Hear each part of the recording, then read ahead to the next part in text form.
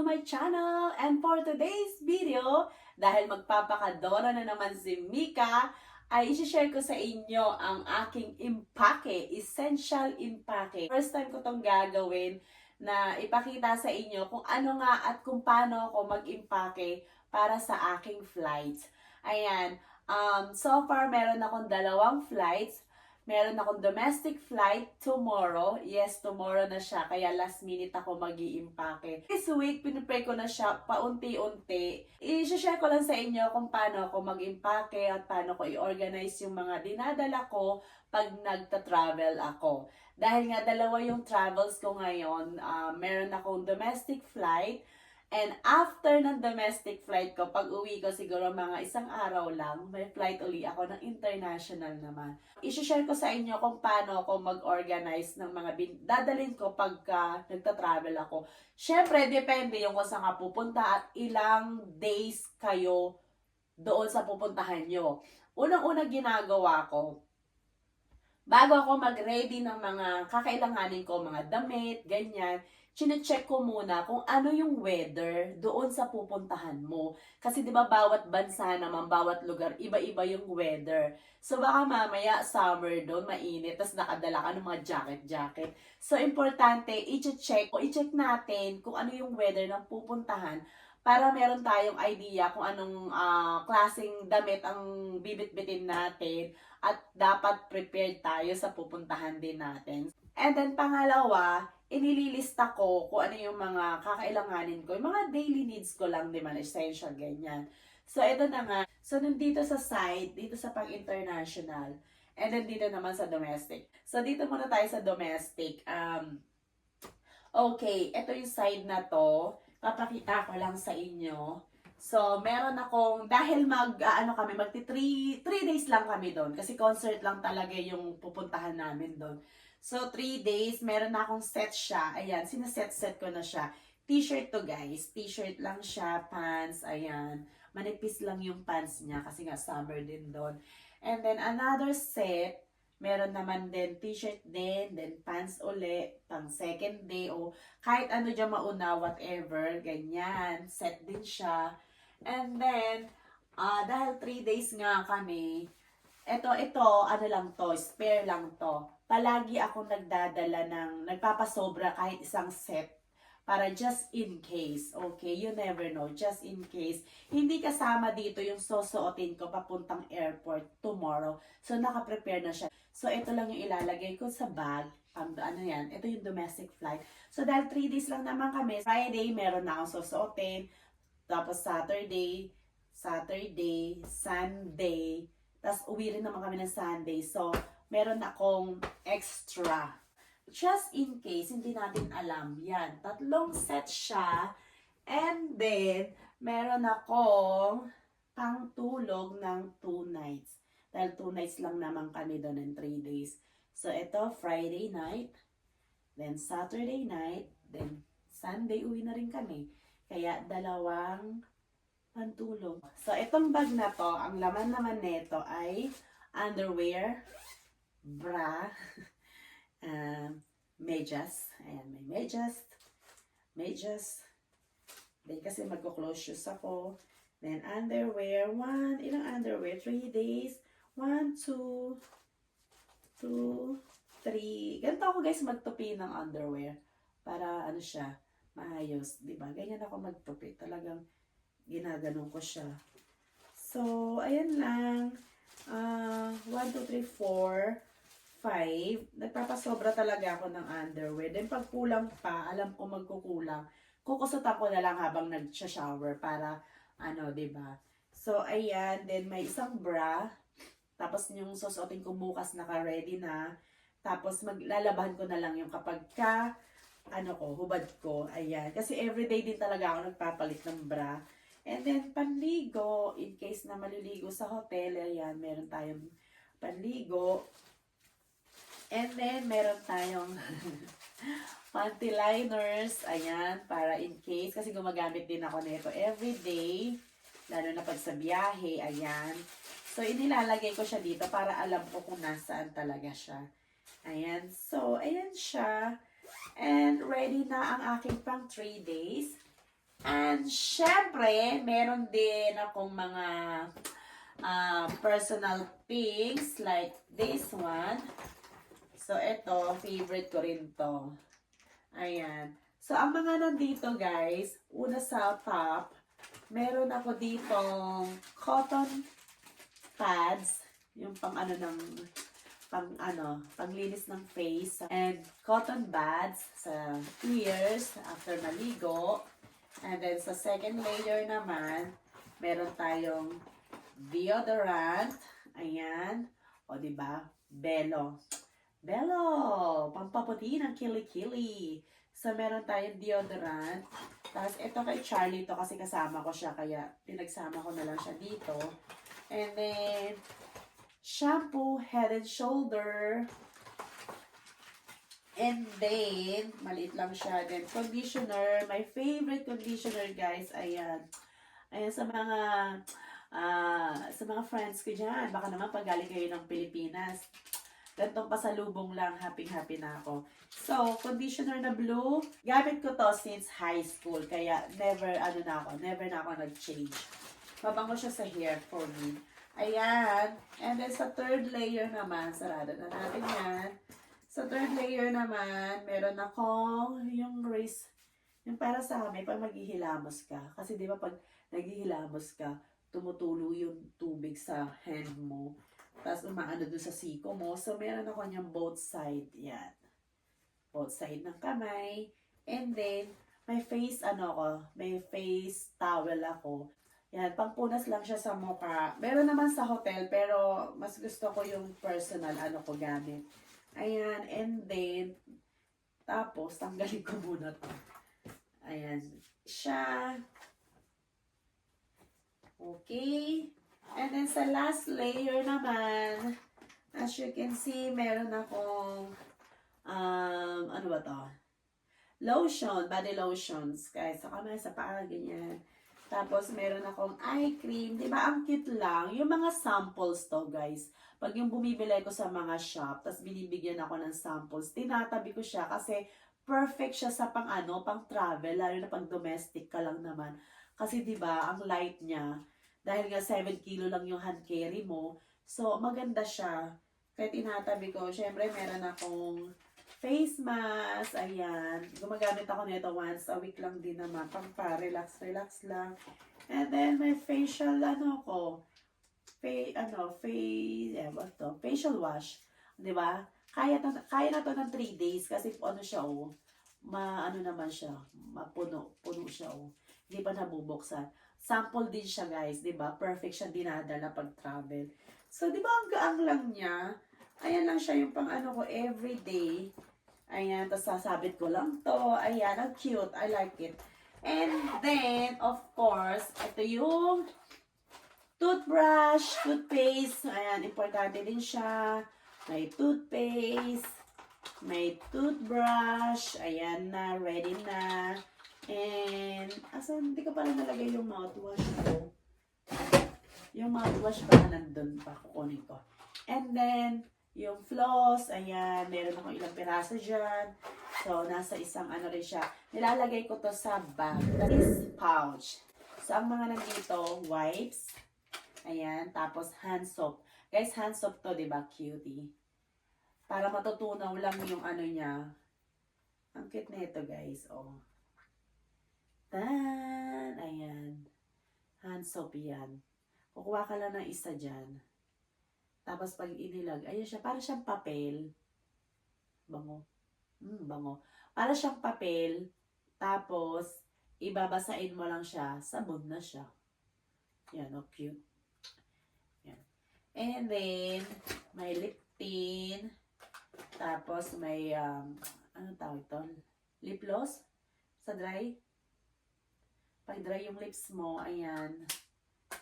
Tapos, panale, hindi mawawala. Face powder, ayan, ang face powder. Yan lang, retouch. And, Vicks. May sipon ako kaya, sarap. Yan. Ito, Vicks. suklay. Ang cute ng suklay ko. Actually, itong suklay na to, galing to sa Airlines. Maganda siya sa pang-travel. Kasi di ba liit lang. Maliit lang siya. Kaya ayan. So, tapos na-fold siya. Perfect. Kahit lagay mo lang sa handbag mo. And then last, perfume. Ito, ganito lang kaliit yung perfume ko. Ayan. Mabango rin siya. Hermes na kulay blue to, guys. Ayan. So, ayun lang ang aking personal thing na everyday ko ginagamit at lagi nasa bag ko. Ayan. And of course, next one, ito, ang aking makeup kit or skincare, whatever. Ayan, everyday ko siyang ginagamit. Of course, meron akong curl lash, pangkulot, ayan. Meron akong eyeliner, ang cute ng eyeliner ko from Sephora. Ang tagal na ito, ang tagal. Hindi siya nauubos. Parang forever mo siyang magagamit. Sulit na sulit. Tapos hindi ko na siya nakikita sa Sephora. And then, meron akong, oh, di ba? Ang cute ng foundation ko. Nasa maliit lang siyang lagayan. Pang travel lang talaga siya. Ayan. And then, meron akong concealer. Ayan. Pantakip ng mga eye bags, whatever. Ganyan. And then, may toner. Ayan. Then, merong setting spray before ka mag-makeup and after or pag kayong alam mong stress reliever din siya, guys. So, parang, sarap. Ito, yan. Airbrush setting spray siya. Sunscreen sa mukha. Sa face lang siya ginagamit. Sa face ko lang to ginagamit. And then, tingnan mo naman, guys, ang cute-cute ng mga ko. Di ba? Meron akong cleanser. Ayan. Mga tester to, guys, sa Chanel. Pinagbibigay sa akin pag nagsha-shopping ako doon. So, kinikip ko siya kasi perfect talaga siya pang travel. So, meron akong cleanser. Ayan. Ito naman, face cream siya after mo mag-serum. Ayan. Tapos, ito serum siya. Then, ito yung, face lotion. Ayan, yung mga aking skincare lang. Simple lang siya, guys, para matagal tayo kumulubot. HR. Ayan siya. So, ibabalik na natin. Diba? Ang cute. Nakukitan ako sa mga maliliit na lagayan niya. Ang dami-dami ko pang dyan, guys. Yung mga samples. Kasi ang hilig ko bumili dun sa Chanel. Tapos nagbibigay sila ng mga samples. Tapos tinatabi ko, ganyan. Yung iba nga binigay ko na kasi sobrang dami na. Anyway, so, eto lang po ang aking, skincare. Di ba ang siya, very minimalized lang ang niya, ang peg niya. Hindi siya masyadong mabigat. Actually, 7 kilos talaga yung limit namin sa domestic. Kaya, perfect siya. Tig 7 kilos kami. Ayan. And then, of course, may snacks. Bawal magutom. So, magdadala ako na ito. Lalagay kayo sa bag dyan. And then, Hamaypay. Lagi ko rin ito nasa kasi minsan mainit. Ayan, mainit ang panahon. Kaya kailangan, hindi tayo pwedeng may stroke char. Ayan. Okay, then wallet. Kailangan nandiyan yung mga card. Kompleto na yung card. Importante yan. Syempre yung itinerary, guys. Don't forget yung itinerary. So, ang mga lalagay ko pa dyan, nandiyan man lang yung itinerary, nasa tapat na. So, yun na lang. And then, ano pa ba? Itinerary, cellphone, andito na yung wallet, ano pa ba? Charger. So, yun na lang naman. And then, of course, may traveling pillow. Ayan. Para pag matutulog ka, ganyan, hindi masyadong masakit yung mo. May pillow ka. Ayan. Ganun lang. Cute. Cutie lang. See? Bago na to eh. Yung dati ko purple. Luma na siya somewhere, hindi ko pa Ayan, so ito yung aking pang-domestic. So, ilalagay natin siya dito. And then, after naman yan, meron naman akong pang-international. So, after yan, international naman. So, pagbalik ko galing Perth, hindi ko na siya ilalabas. Parang, ito pa rin yung gagamitin ko. Parang i-refill ko na lang at i-check ko na lang kung ano pa yung kulang dito. So, this side naman ay ang aking pang-international na damit. Ayan, dahil malalaman nyo kung ilang araw ako doon. Set siya, isa, then, dalawa. Set na yan guys. So, may damit na rin yan sa loob. Nakaset na yan. Dalawa. Ayan. Tatlo. Set na rin siya. Tatlo. Apat. Uy, malalaman ko ilang araw ako mawawala. Apat. Ayan. Ala, nagulo na. Nagulo na. Ayan. Again, chinek ko rin yung weather na pupuntahan ko. Guys, hindi siya malamig. So, kalma lang. So, apat na to. 1, 2, 3, 4. And then, 5. And then, extra. Diba? Mayroon naman ako extra na damit. Pang-anim. At meron na rin akong susuotin para sa airport. Yung papunta doon. So, alam niyo na kung ilang araw ako. Okay. Ayan yung aking set. Ito naman yung set ng aking pajama na pantulog. So, set din siya. Turno siya. Yan. Diba? Isa. Terno rin to. Dalawa. Terno rin to. Tatlo. Terno rin to. Apat. 5. So, 5 pantulog para sa aking international travel. Yan. Tapos, ano na dito? Belt. Ayan. Kasi yung isa kong jeans, medyo maluwag. Wow, pumayat. So, may belt tayo. Magdadala tayo ng belt para hindi naman malaglag yung pantalon na susutin natin. And, syempre, may bra. Andito yung bra. Actually, 2 lang siyang bra.